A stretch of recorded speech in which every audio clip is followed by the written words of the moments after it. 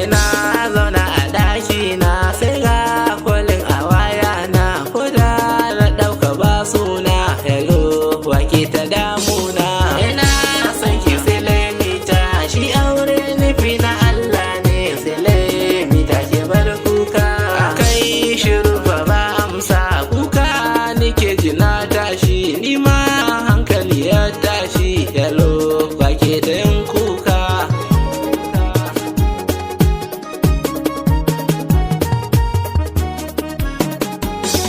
Ta ce Sa'id ina son ka, buri na inganta ɗakin ka, yanzu zaka ji suna na Sile.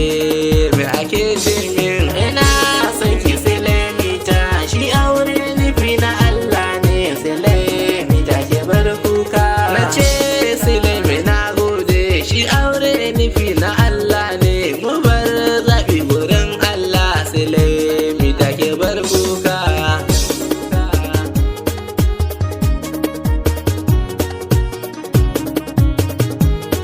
Ta ce da ni ban nan barka, yanzu zaka ga wani sako dirin sai ga 50,000 kasa kati masoyina.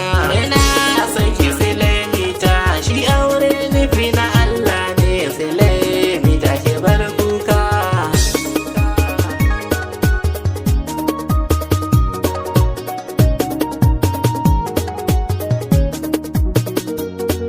Ina son ki Silemita, shi aure nufi na Allah ne. Silemita ke bar kuka.